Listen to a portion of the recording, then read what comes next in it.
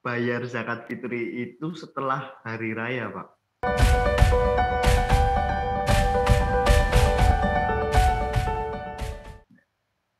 Assalamualaikum, Bapak Hasan. Waalaikumsalam warahmatullahi wabarakatuh. Bagaimana kabarnya untuk hari ini? Alhamdulillah selalu bahagia insya Allah. Jadi ini kita membahas mengenai zakat fitrah ya, Pak ya. Oke, Sebenarnya apa yang dimaksud dengan zakat fitrah itu, Pak? oke, baik. Bismillahirrahmanirrahim. Alhamdulillah wassalatu wassalamu ala Rasulillah wa ala alihi washabihi wa mawalah wala haula wala quwata illa billah amma ba'd. Pemirsa dimanapun berada, apa yang dimaksud dengan zakat fitrah? Zakat fitrah ini kan terdiri dari dua kata, zakah dan fitrah. Zakah sendiri secara bahasa itu artinya adalah mensucikan dan juga bisa berarti berkembang. Sedangkan fitrah itu artinya adalah ketika berbuka ya, maka ada namanya apa namanya Idul Fitri ya, fitrah ya. Nah, kemudian juga ada yang memaknai fitrah ini kembali kepada kejiwaan. Dengan demikian, zakat fitrah itu adalah zakat jiwa, artinya zakat yang diwajibkan oleh Allah Subhanahu wa taala kepada setiap individu muslim yang tentunya mereka mampu ya. Makanya kenapa anak kecil, laki-laki, perempuan semua terkena kewajiban zakat ini. Atau istilah lain tuh zakat per kepala istilahnya. Gitu, Mas. Jadi itu mengapa diwajibkan mengeluarkan zakat, Pak? Ya, ini kan ibadah itu ada dua sumber ya. Ibadah itu ada yang istilahnya adalah ibadah sifatnya tauqifi. Ya, tauqifi itu artinya bersumber kepada dalil. Ya, jadi ada namanya ibadah sosial. Ya, ibadah sosial itu ketika kita ya seperti berinteraksi dengan sesama gitu. Nah, ibadah-ibadah yang sifatnya ibadah makhdoh atau ibadah yang sifatnya ibadah ritual ini harus berdasarkan kepada dalil yaitu Al-Qur'an dan Sunnah. Nah, di antara dalil daripada kewajiban tentang wajibnya zakat fitrah ini adalah hadis Rasulullah SAW yang mana Rasulullah SAW berbunyi ya farada Rasulullah SAW zakat al-fitri. Jadi Rasulullah mewajibkan zakat fitrah ini ya, setiap kepada muslim, baik itu laki-laki, perempuan, anak kecil maupun besar, baik itu merdeka maupun budak ya. Zaman dulu kan masih ada budak ya. Nah, inilah yang menjadi dasar kenapa diwajibkan adanya zakat fitrah. Apa saja syarat wajib zakat fitrah itu sendiri, Pak, bagi yang mengeluarkan zakat fitrah? Ya, tentu karena ibadah ya, pasti ada aturannya ya, setiap ibadah itu kan ada tata caranya, ada syarat rukunnya. Nah, karena itu yang menjadi prinsip utama sebenarnya ada tiga. Ya, yang pertama adalah dia seorang muslim ya, karena ini adalah kewajiban yang diwajibkan atas setiap muslim. Kemudian dia memiliki apa namanya kemampuan. Jadi kemampuan terutama di hari Lebaran itu ada kelebihan daripada kebutuhan sehari-hari. Jadi kalau misalkan ada orang pas hari raya kok butuh sendiri dia aja nggak bisa makan ya, maka nggak ada kewajiban sebenarnya ini. Ya. Yang ketiga adalah apa namanya eh, seorang anak ya dia memenuhi waktunya di mana waktu akhir Ramadan dan menjelang awal apa namanya awal awal Syawal. Artinya apa? Jadi anak ya ketika lahir jatuh pada akhir bulan Ramadan dan hidup ya selepas terbenamnya matahari. Maka dalam posisi semacam itu anak ini terkena kewajiban zakat fitrah. Tentu kewajiban ini adalah dibebankan kepada orang tuanya ya karena dia tentunya belum ada kemampuan ya tetapi karena dia di bawah naungan ya maka yang memelihara ini kewajiban untuk apa namanya membayar zakat fitrah. Jadi memang bayi pun diwajibkan ya, Pak ya, Ya, tapi kewajibannya kan atas orang tuanya, atas orang tuanya. dibebankan. Ya, Oke. dibebankan kepada orang tuanya gitu. Lantas Pak, kapan waktu yang tepat untuk mengeluarkan zakat fitrah Pak? Ya, tentu mulainya ya ini tentu ada perbedaan di antara ulama, tapi kita ngambil pendapat-pendapat yang apa namanya moderat ya, dalam artian bahwa sejak masuk di bulan Ramadan ini ada yang perbolehkan boleh istilahnya menyicil sejak awal masuk di bulan Ramadan. Tapi tentunya afdalnya adalah di akhir-akhir bulan Ramadan sampai batas akhirnya adalah sebelum pelaksanaan sholat Idul Fitri. Jadi sebelum sholat Idul Fitri. Jadi misalkan kalau ada orang ngeluarin zakat ya karena kelupaan baru ingat, ternyata ini hari raya sudah ya. Misalnya karena dia mungkin sedang halangan dari safar ya, lupa ternyata ini hari raya, maka selama belum di apa namanya ditegakkan sholat Idul Fitri ya maka itu bisa dilaksanakan zakat fitrah. Nah, karena itulah kenapa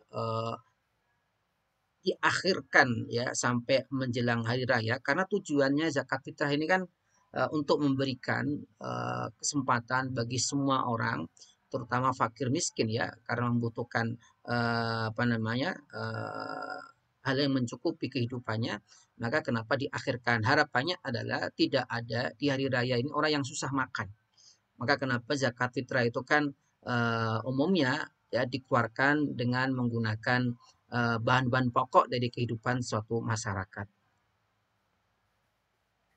Baik Pak, jadi tadi pembayaran zakat fitrah itu sendiri kan sebelum hari raya, Ya, sebelum hari raya jadi ya Pak. ya jadi batas batas maksimalnya itu adalah sebelum dilaksanakan sholat Idul Fitri. Lantas Pak, bagaimana hukumnya jika bayar zakat fitri itu setelah hari raya Pak? Ya, tentunya jadi saya katakan ya sejak awal ya bahwa ibadah yang sifatnya ritual itu secara teknis kan sudah dijelaskan oleh Rasulullah SAW. Jadi kita tidak ada istilahnya ruang untuk berinovasi, tidak ada. Maka kita ngikuti standarnya. Tadi dikatakan bahwa akhirnya adalah sebelum pelaksanaan sholat Idul Fitri. Lalu bagaimana kalau ada orang ya dia menyerahkan zakat fitrahnya itu setelah Idul Fitri gimana? Tentu kalau itu dianggap sebagai sedekah biasa bisa diterima. Artinya dia berubah menjadi statusnya bukan zakat fitrah tetapi adalah menjadi sodakoh biasa. Biasa. Ya, Lantas Pak, bagaimana panitia meski bersikap jika ada yang membayarkan zakat setelah hari raya itu Pak, sebagai panitia zakat ya, seperti itu. baik. Tentu sebagai panitia zakat ini harus bijak ya dalam artian tidaklah kemudian menolak ya. Kan nanti malah jadi sakit hati gimana niatnya baik kok malah ditolak ini. Tetapi juga harus memberikan penjelasan ya, penjelasan bahwa pelaksanaan ibadah zakat fitrah ini harusnya dilaksanakan sebelum sholat Idul Fitri. Namun karena sudah terlanjur ini ya kita terima, tetapi ini hukumnya menjadi adalah sodakoh biasa. Hari ini kenapa perlu kita sampaikan supaya ada pembelajaran, bukan pembenaran terhadap sebuah situasi yang salah. Kemudian Pak, ini berapa kadar zakat fitrah yang harus dibayar Pak? Ya, sekali lagi ini kita ibadah ngikuti standar yang disampaikan oleh Rasulullah SAW. Jadi kalau awalnya itu kan dikatakan satu sok ya, satu sok itu artinya 4 mud. Ya, satu mud itu artinya 675 gram. Ya kalau kalau kita hitung-hitung dengan kilo, gampangannya itu adalah 2,5 kilogram. Jadi 2,5 kilogram itu sudah cukup ya. Adapun misalkan mau dilebihi, itu amal masing-masing. Ya, tetapi ada batas minim yang harus dipenuhi itu adalah 2,5 kilogram. Lantas kan ada ini Pak, zakat fitrah yang berupa uang Pak. Ya, Itu bagaimana pengelolaannya Pak?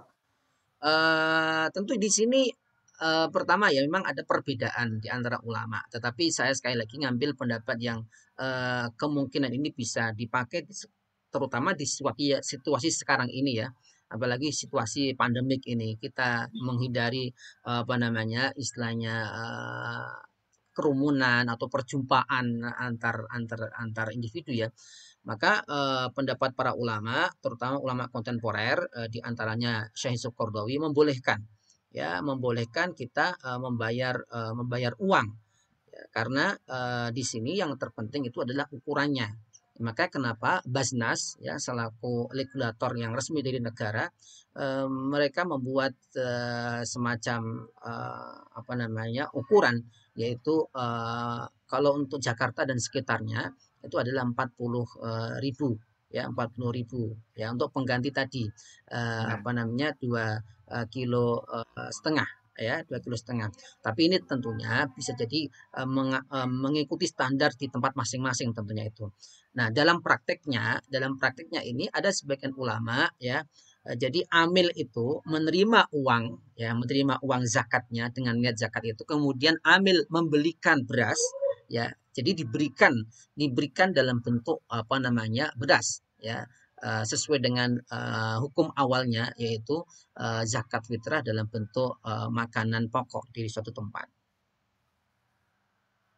Lantas Pak, ini bagaimana cara membayar zakat fitrah itu sendiri, Pak? Tentu ya, kalau kita tadi sudah memahami tentang hukum-hukumnya, ada 5 hal yang perlu diperhatikan ya. Ada 5 hal ketika kita ingin menjalankan zakat fitrah ya. Yang pertama adalah niat. Nah, ini penting sekali. Ya, niat kita melakukan zakat fitrah ya, karena untuk membedakan kan zakat macam-macam, ada zakat mal, ada zakat fitrah ini.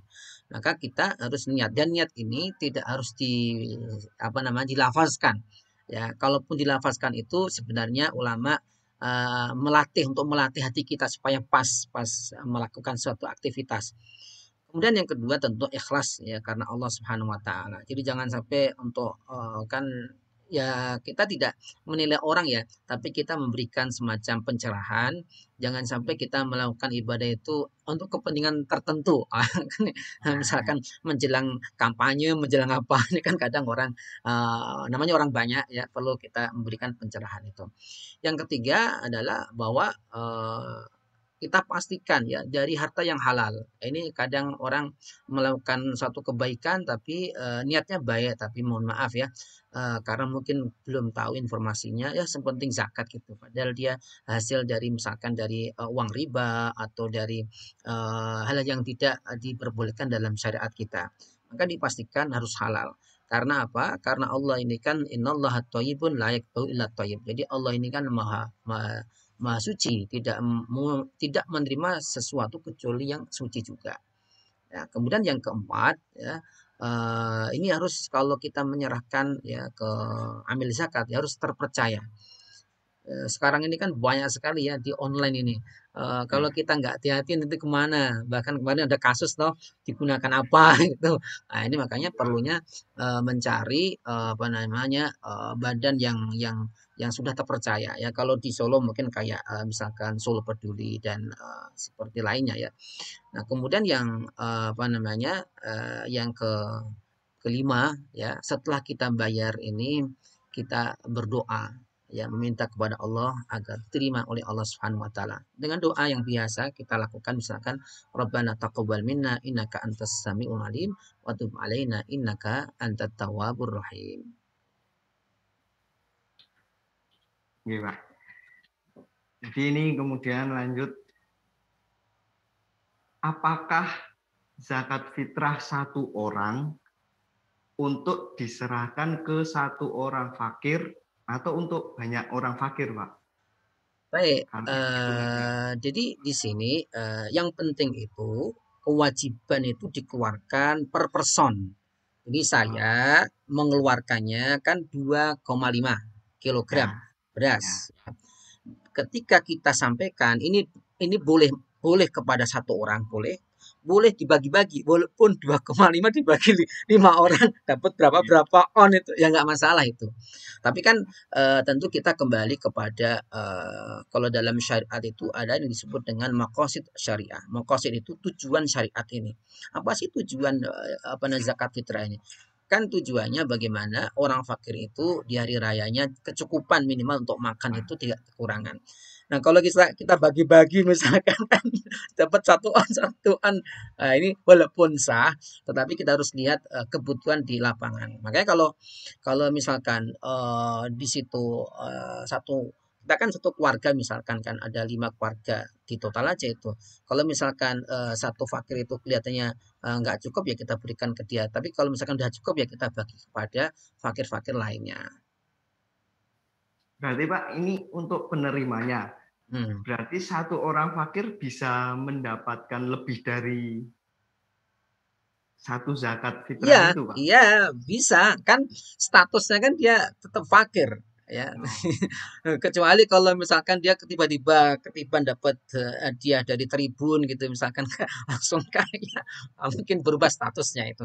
Tapi intinya apa namanya selama status fakir ini dan tentu kita tidak berharap ya orang suka dengan status fakir kan kita tentu tidak berharap. Makanya kenapa zakat itu sebenarnya tujuannya bukan untuk melestarikan kefakiran dan kemiskinan, tetapi bagaimana apa namanya zakat itu mampu merubah sebuah kondisi. Nah, karena itu kenapa kita berharap ya tentu hari ini dia menjadi mustahik atau penerima zakat, besoknya dia menjadi muzaki atau pemberi zakat. jadi kan gini Pak, kita kan tidak tahu ya Pak ya. Semisal ada Hmm. penerima zakat itu telah menerima zakat dan kemudian dijual Pak. Itu bagaimana Pak? Ya, ini memang fenomena yang ada ya, tidak bisa Iya Pak. dipungkiri.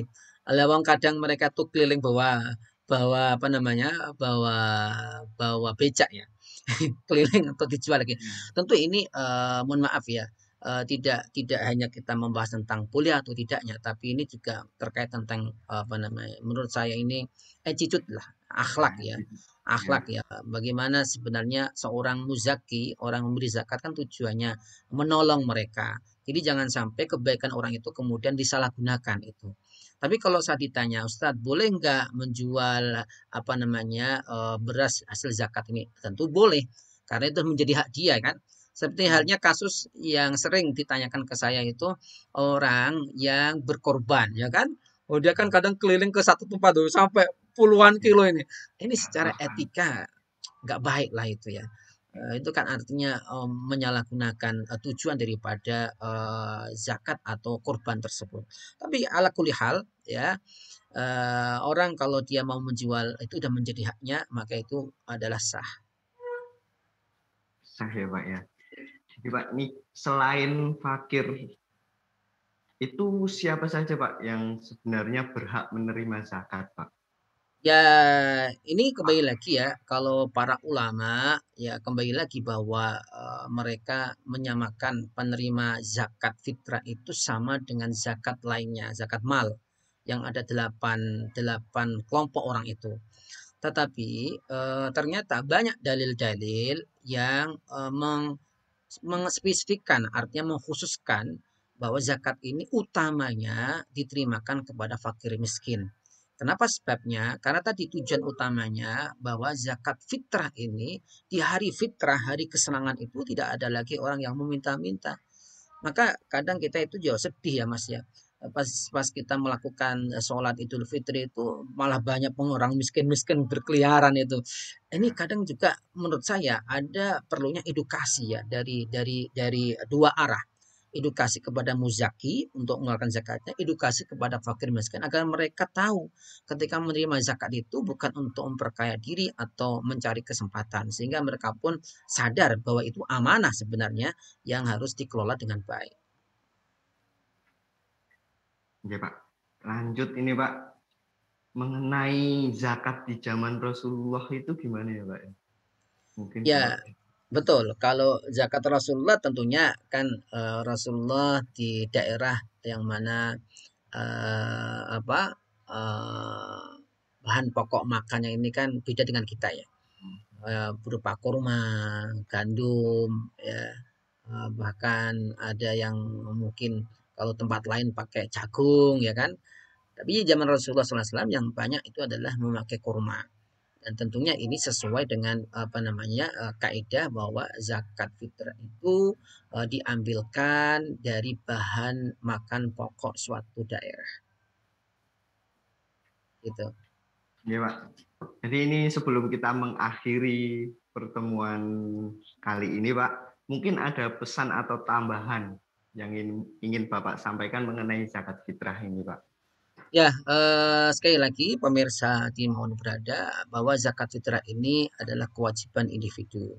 Dan tentu ini berfungsi di antaranya adalah membersihkan kekurangan-kekurangan kita yang mungkin kita laksanakan selama bulan Ramadan.